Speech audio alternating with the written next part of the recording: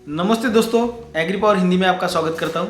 आज हम पूरी जानकारी लेंगे मूंगफली के बारे में, या फिर ग्राउंडनट जिसे हम बोलते हैं उसके बारे में हम पूरी जानकारी लेंगे। इसके लिए आपको ये वीडियो लास्ट तक देखना होगा। दोस्तों, इसकी जो समर की जो बुआई है वो कब करनी चाहिए, समर सीज़न की बुआई कब करनी चाहिए, उसके क्या सीड ट्रीटमेंट कौन सी करनी चाहिए, उसका स्पेसिंग अंतर क्या रहता है वो भी देखना है। उसके साथ खाद कौन सा देना है, इंटरकल्चर ऑपरेशन कैसे करने हैं, कौन से करने हैं, उसके लिए जो वीडिसाइड जो स्प्रे करना है वो कौन सा करना है, कब करना है, ये सब हम इस वीडियो में डिटेल देखेंगे। तो देखिए, पहले तो इसकी बुआई की तारीख देख लेंगे। जो समर का जो सीज़न है इसमें अगर आपको बुआई करनी है तो उसके लिए आपको 15 जनवरी ये डेट जो है वो सबसे अच्छी डेट है। और जैसे ही ठंड कम होती है तो ठंडी कम होने के तुरंत बाद ही आपको इसकी बुआई करनी है, ठीक है। अगर कोई किसान बोलेंगे कि भाई हमें देर हो जाएगी बुआई करने में, तो ज़्यादा से ज़्यादा कब तक कर सकते हैं, तो 10 फरवरी तक आप इसकी बुआई कर सकते हैं ज़्यादा से ज़्यादा। इसकी सोइंग करने की जो लास्ट डेट है वो 10 फरवरी है, उससे आगे आप इसकी बुआई नहीं कर सकते, क्योंकि वो फिर आगे आपका जो खरीफ सीज़न है उसमें डिस्टर्बेंस तैयार हो जाएगा।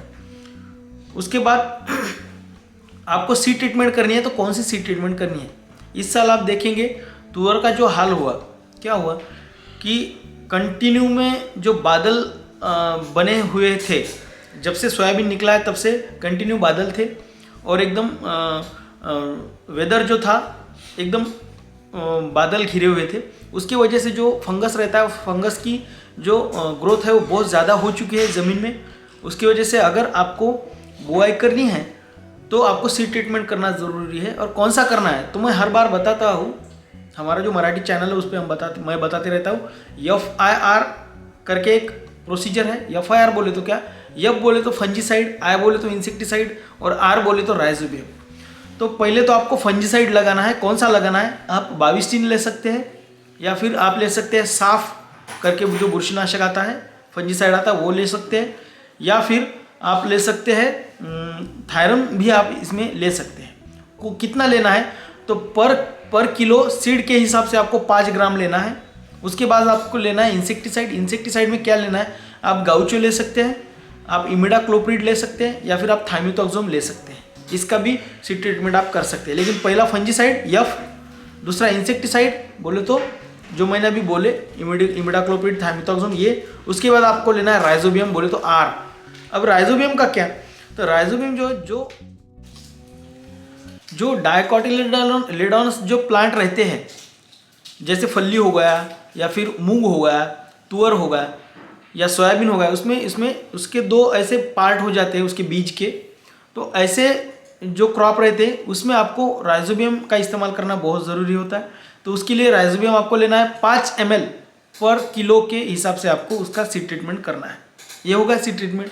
अब जो आप बुआई करेंगे उसका स्पेसिंग कितना होना चाहिए, कितना अंतर 2 लाइन में होना चाहिए, तो वो अगर आपकी मीडियम ज़मीन है सब, तो उसके लिए आपको 1.5 फीट का अंतर रखना है, 1.5 फीट का अंतर रखना है। और जो प्लांट टू प्लांट जो स्पेसिंग है वो 10 सेंटीमीटर आपको रखना है। अगर आपकी ज़मीन मीडियम या फिर हेवी है, मीडियम या फिर हेवी सॉइल है, तो आपको 1.25 फीट या 2 फीट हाइट आपको रखना है। दो जो लाइन रहेंगी उसमें रो टू रो। और जो प्लांट टू प्लांट जो स्पेसिंग है उसको आपको 10 सेंटीमीटर या फिर 15 सेंटीमीटर तक भी आप उसको रख सकते हैं। तो ये होगा स्पेसिंग का जो अंतर है वो। अब खाद डालना है तो कौन सा डालना है और कितना डालना है, ये बहुत महत्वपूर्ण मुद्दा है इसमें का। तो देखिए, खाद में हमें जो लेना है NPK हमें लेना है, NPK। और NPK में भी जब आप बुआई करेंगे तो बुआई के वक्त आपको नाइट्रोजन बोले तो यूरिया देना है, आपको 30 किलो बुआई के वक्त देना है। साथ में देना है single super phosphate 70 kilo, potash 30 kilo, इतना देना है। उसके बाद 20 या 25 दिन के बाद आपको फिर से एक बार खाद डालना है। कितना डालना है, जो अब जितना खाद आपके पास बचा है, बोले तो 15 किलो आपके पास यूरिया बचा है, सिंगल सुपर फॉस्फेट 2 बैग आपने लाई, उसमें से 30 किलो सिंगल सुपर फॉस्फेट बचा है, तो वो डालना है 15 kilo urea, 30 kilo single super phosphate, और पोटैश डालना है 20 किलो। ऐसा आपको डोज देना है। उसके साथ आपको देना है जिंक सल्फेट 4 किलो। और ये जिंक सल्फेट जो भी किसान मूंगफली की बुआई करते हैं हर साल उनको ये लेना है, जिंक सल्फेट हर साल लेना है। गौर से देखिए, ये बात ज़्यादा मायने रखती है। हर साल आपको 4 किलो जिंक सल्फेट लेना है। और उसके साथ आपको लेना है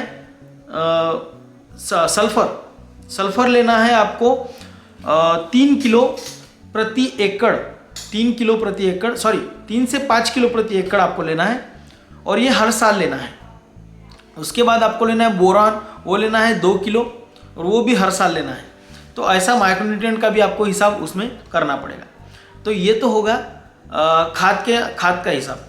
अब आपको जो वीडिंग जो करना है, वीडिंग करने के लिए आपको जब भी उसको जो आरियाँ छूटते हैं, उसके जो पौधे को जो आरी छूटती है नीचे, उसमें फल्ली बनती है। तो वो फल्ली बनने के लिए जो आरी छूटती है, वो आरी के लिए आपको, वो आरी छूटने से पहले आपको जो भी आप वीडिंग उसमें करेंगे, हाथ से करेंगे या बैल पे करेंगे, तो वो ज़्यादा इम्पोर्टेंट रखता है। वो 30, 35 या 40 दिन के पहले आपको जितना फेर आपको देना है, बैल से अगर आप करते हैं तो बैल से कीजिए, 1 बार 2 बार या 3 बार जितना देना है आपको। या फिर आप हाथ से करेंगे लेबर लगा के, तो वो भी आपको 1 या 2 बार आपको करना है। जब भी वो आरी छूटेगी, जिस पे फल्ली लगती है, वो आरी छूटने से पहले आपको ये सब करना है, क्योंकि उसके बाद वो करना नहीं है, उससे आरी डैमेज हो जाती है और जो पीरियड है वो पीरियड भी डिस्टर्ब हो जाता है। और जब भी आप लास्ट वीडिंग जो करेंगे, होइंग जो बैल पे करते हैं हम, वो अगर जब लास्ट आप करेंगे, लास्ट वाला, तो उसके वक्त आपको ज़्यादा से ज़्यादा मट्टी वो पेड़ के नीचे उसको मट्टी का सपोर्ट देना होगा, वो ज़्यादा इम्पोर्टेंट है। उसके बाद आपको जो वीडिसाइड जो स्प्रे करना है, तो कौन सा करना है। वीडिसाइड स्प्रे करते वक्त अगर आप बुआई करने से पहले वाला इस्तेमाल करना चाहते हैं तो आपको लेना पड़ेगा फ्लोरेलिन, ये लेना है आपको बुआई से पहले। अगर आप बुआई के बाद 48 घंटे के भीतर आपको अगर स्प्रे करना है तो वो आप ले सकते हैं एलाक्लोर या फिर ऑक्सीफ्लोरोफेन, या फिर आप ले सकते हैं पेंडामिथिलिन। स्टॉम्प करके आता है, स्टॉम्प एक्स्ट्रा करके भी आता है। ये अगर आपको 3 में से स्प्रे करना है तो ये करना है 48 घंटे के भीतर बुआई करने के बाद। अगर आपने बुआई करने से पहले वाला नहीं इस्तेमाल किया या फिर बुआई के बाद वाला इस्तेमाल नहीं किया, तो आप कर सकते हैं एक बार फिर से, जब पौधा ज़मीन से ऊपर आ जाएगा और जब वो 30 दिन का होगा, तो वो 30 दिन से पहले भी आप एक स्प्रे कर सकते हैं। बाज़ार में परशूट नाम से आता है, उसका घटक जो है, उसका जो कंटेंट है वो इमेजिथ हाइपर 10%, इमेजिथ हाइपर 10% आपको लेना है। उसके साथ लेना है आपको क्यूजलफॉप इथिल, टर्गासुपर या फिर एजिल नाम से बाज़ार में आता है, वो भी आप इसमें ले सकते हैं। उससे क्या होगा, एजिल जो है, क्यूजलफॉप इथिल जो है, जो लंबे वाली जो घास रहती है उसको कवर करेगी, और जो इमेजिथ हाइपर है, जो ब्रॉड लीफ वाले जो पत्ते रहते हैं, वो पौधे इसमें कवर हो जाएंगे। ठीक है, तो ये होगा डिटेल इन्फॉर्मेशन। अब बचता क्या है, अब बचता है इसमें सिर्फ जो कौन से भी रोग इस पे आएंगे, जो कीट इस पे आएंगी, इसका डिटेल जो है वो मैं अभी से नहीं बता सकता, क्योंकि आपके प्लॉट पे क्या स्थिति बनेगी, क्या परिस्थिति उस वक्त रहेगी, उसके हिसाब से वो स्प्रे करना पड़ता है। तो ये तो होगा डिटेल मूंगफली के बारे में डिटेल इन्फॉर्मेशन। अगर ये आपको वीडियो पसंद आया है तो आपको हमारा चैनल लाइक, शेयर और सब्सक्राइब करना ना भूलें। धन्यवाद।